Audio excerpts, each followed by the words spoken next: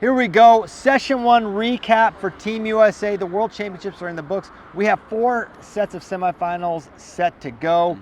John Kozak and I were on the call for mats A and D, but we obviously had a side eye on a lot of the other action.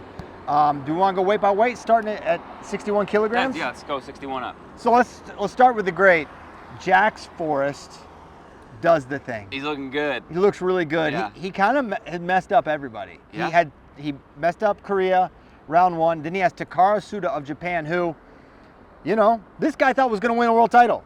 I'm glad I was wrong. Yeah. I think he's glad he was wrong. Dude, no, he's very Suda glad. couldn't get to any offense. No offense. Couldn't touch Jack's legs, which that's for me one of the biggest evolutions of Jax Forrest. Oh, is absolutely. Head, hands, baseline defense, getting people off his legs, and I think he said it when he doesn't want them there. Yes. Right? Like when he doesn't want them on his legs, he's been able to keep them off, and that's what he did against Suda. Yeah, really. I mean, Suda was not really close on much. The only score was like a counter score off of Jax's shot.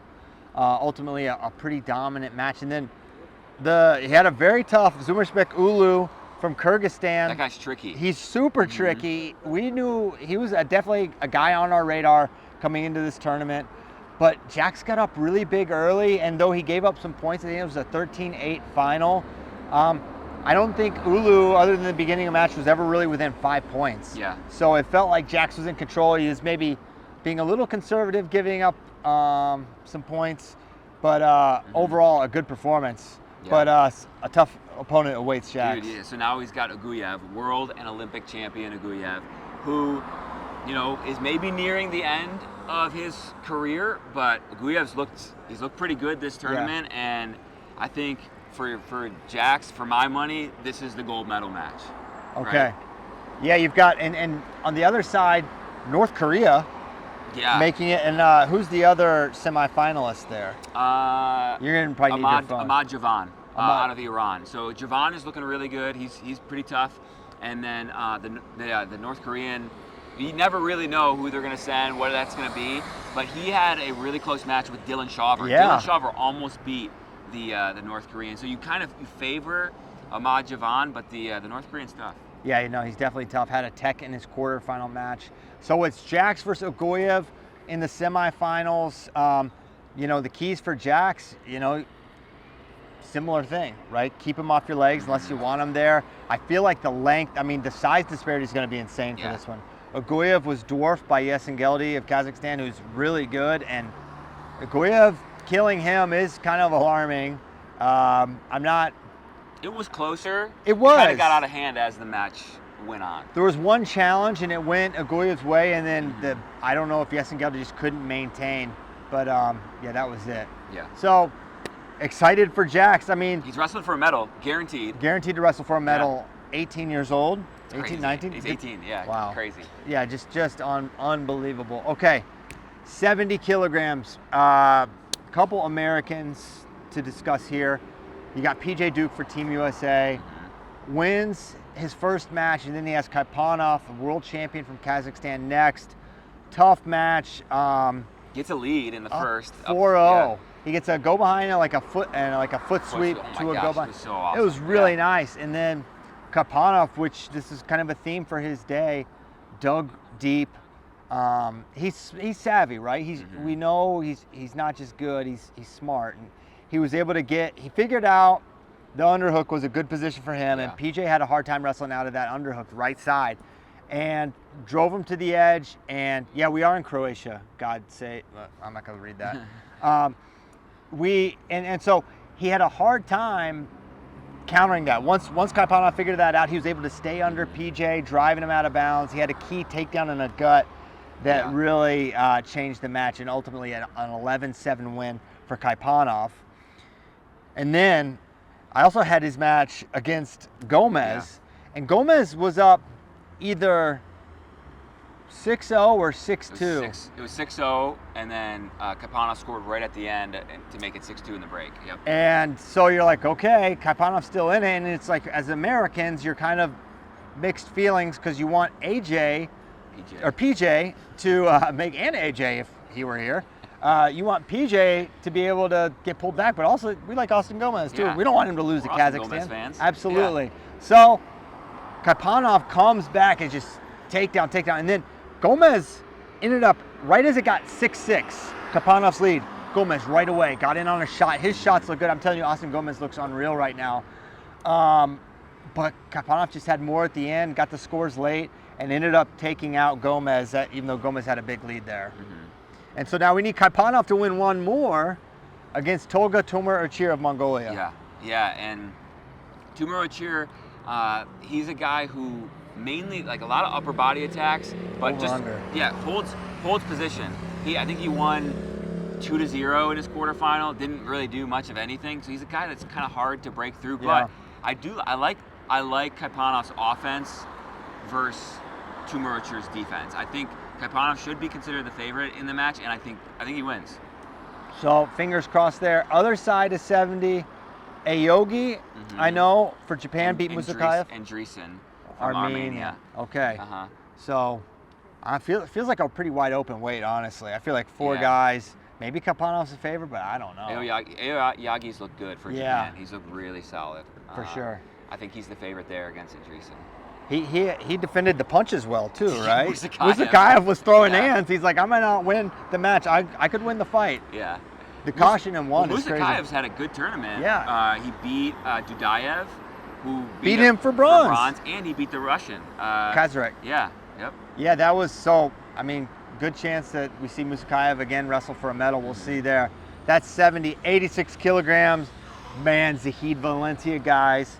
You could talk about the competition all you want, but it's the World Championships, and he just annihilated 3 guys in a row, all techs, and it sets up a match against Cameron Gasimpour. This is the match we thought we would see, although, why don't you talk a little bit about the Kadjiev-Gasimpour match? The Kadjiev-Gasimpour match was nuts because, like, there was a moment where everything turned, where it looked like Kadjiev was going to win. He had scored a 4-pointer, was up by 4 points. Momentum was, like, definitely swinging Kadjiev's way, and Gasimpour was fading. And there was a challenge. It was a long challenge. Very long, minutes and minutes. It was like, okay, this is good for Gasimpour. This is good for Gasimpour. Challenge was done. Kadjiev was still winning. 4-1. 4-1. But I think the break was everything Gasimpour needed. And you see, like, I mean, sometimes you see guys who are tired, or they get a takedown, they come back, but they don't have the execution, or they're not savvy enough, they're not, like, good enough.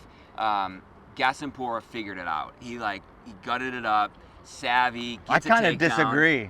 I kind of feel like Kadjiev totally sold this match. Yeah, that's part of it. Gasimpour had no offensive opportunities. He could not get to Kadjiev's legs the entire time. He did not create a single opportunity. Kadjiev airmailed a shot, reattack to his favorite side. He runs right, ends up, gets the finish right to the gut. Get the gut wrench, And that was the key. I mean, it was 4-3 after the takedown, went right to the gut. Kadjiev had nothing left. I think this was tactical blunders is what I think of when I think of this match. Gasimpour did what he had to do.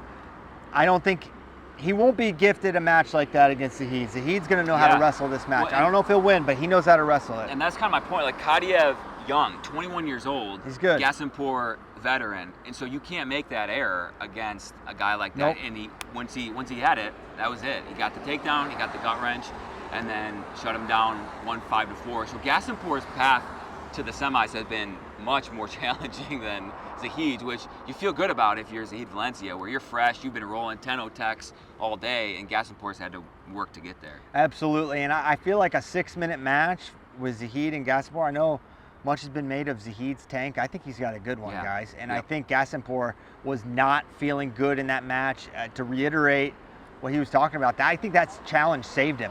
Not the score, the break. He was laying on the mat, knees up, just like not moving. And then all of a sudden, he got the break he needed. And it's gonna be a world title feel for this match between Gasimpour and Zahid. Oh, for sure. It's an incredible bout. Yeah, other side, Ishiguro has looked really good from Japan. And then who else is over? Oh, Rakhim Magomedov from France. He's a U20, I think two-time U20 world champion. Rolled up Dalibekov, who's a world bronze medalist. So that's a surprise. Yeah, Dalibekov rolled up Kadi Magomedov, who we were kind of high on going into this. He's an Olympic silver medalist. He did not look good in that match. And then you're thinking, okay, Dalif Bekov, this is a seasoned guy, multiple medalist, I'm pretty sure. He'll make the finals, and then no, he gets rolled up. So who knows who's going to make it out of that other side. But it feels like the gold medal match is Zahid Valencia versus Cameron Davenport tonight. For sure, yep. Okay. We got to talk about heavyweight. End with the downer, yeah. What the heck? I like to end on a high note. There's not one coming, guys. Wyatt Hendrickson. He's out. He's eliminated. He lost 14-4 to Kurbanov of UWW at Russia, a guy he had pinned previously at U23s, and he got down 4 early off of a nice shot by Kurbanov, and then just never could get anything going. Yeah. I thought it was just not. It was far from Wyatt's best match. It was a departure from what we'd seen. Yeah, it was odd because after the 4, you're like, all right, 4 points. It's not ideal to start that way, but you're Wyatt Hendrickson. You have offense. You can get to shots. You can get on top. You can get a gut wrench. And it was like he could just never get in any kind of a rhythm. He couldn't get him. Yeah. He couldn't get his hands on him. His shots were never really that deep. Mm-hmm. There was one exchange where I felt like he could have run behind, and he went for the head pinch. Goes for the head pinch, and you see this a lot. It doesn't work. You give up 2 instead of scoring. It's kind of an all or nothing move. Mm-hmm. Got nothing, less than nothing really, giving up 2 points, and then got gutted twice to get teched. Yeah. It was a big bummer. Big bummer. Kurbanov proceeds to lose to Sharipov. Sharipov's probably going to lose to Zare, so none of those guys are going to end up wrestling for a medal. So, man, a crazy. Relative to expectations, this hurt because I really thought Wyatt was like the second best guy here. I thought he was going to medal. I knew the path was more challenging than it had to be, just being unseated and the guys in his way, but I still felt like he was going to get to Zare and then medal. And for him to just leave totally empty-handed is a shocker. And maybe the most surprised I've been in a while at a Team USA performance. Yeah, I don't know if there's much more to add to that. Just hope it's a learning experience, not one that you always want, but hope we can see him back better than ever next year. Yeah. So that's it for session 1. We should tell them when the semis start. Semis are at 1 o'clock Eastern, okay? Or if you're in Croatia, 7 o'clock Croatian time. Yep. We're in Croatia. We'll be in there. One of us will be on the call on mat C for a semi-final mat. Going to be great. It's going to be a quick round. Right, just 4, unless they do it all on one mat. I don't think they are. I don't know what they're doing. We don't know what they're doing. Yeah. We'll find out right before the match start. And then tomorrow, we've got Spencer Lee, David Carr, Levi Haynes, Trent Hidley, all scrapping, taking the mat. Yeah. Starting at 4:30 Eastern a.m. That's right. That's going to be a big day. Right now, team race wise, Iran's in first. Yeah. It's only semis, so there's 10 points. Iran, and then USA, and then Japan. 3 semifinalists, 2 and 2. So it's early. It's early, very early. So we'll keep you posted. Stay on FloWrestling. We'll keep you updated. Thanks so much for watching. See you next time.